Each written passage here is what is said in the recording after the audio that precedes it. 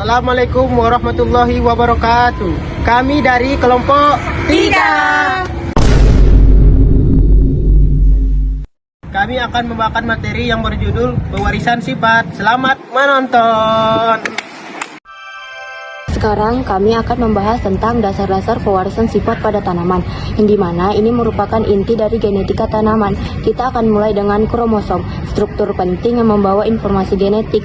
Kromosom pertama kali ditemukan oleh C. von Nageli dan istilahnya diciptakan oleh W. Weldeyer, yang berarti color-rich body. Setiap kromosom memiliki bagian utama, salah satunya yaitu bagian sentromer yang berada di tengah dan lengan kromosom. Di dalam lengan inilah terdapat yang namanya gen atau yang sering diibaratkan seperti manik-manik. Gen adalah molekul yang terbuat dari asam deoksiribonukleat atau DNA dan protein. Gen dapat diturunkan dari generasi ke generasi berikutnya tanpa adanya perubahan bentuk.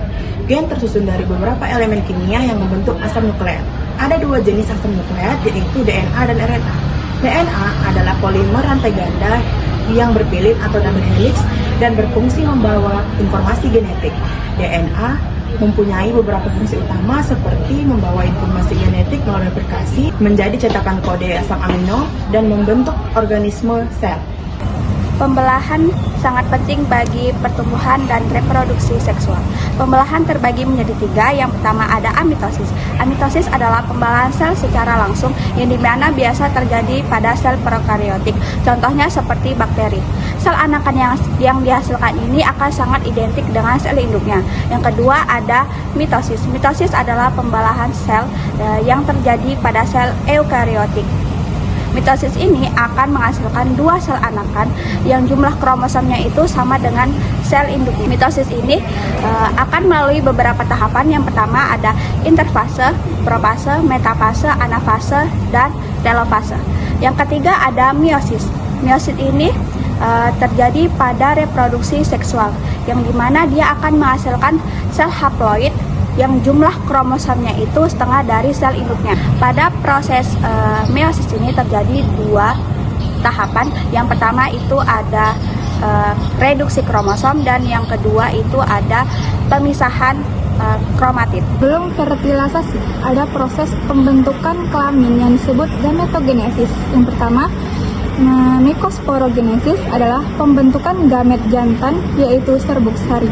Proses ini dimulai dari sel induk mikrospora diploid atau 2N yang membelah secara meiosis lalu menghasilkan inti vegetatif dan 2 inti sperma. Yang kedua, megasporogenesis adalah pembentukan gamet betina atau sel telur, di mana dari sel induk megaspora diploid atau 2N yang mengalami meiosis dan menghasilkan 4 megaspora haploid, di mana 3 diantaranya akan mati. Megaspora yang hidup akan membelah hingga membentuk kantung embrio yang berisi 8 inti, termasuk sel dan 1 telur kelamin. Yang terakhir ada fertilisasi ataupun pembuahan. Dalam tanaman berbunga, proses unik ini disebut pembuahan berganda. Pertama, serbuk sari akan menempel ke kepala putik yang akan membentuk bulu serbuk sari yang membawa 2 sel sperma.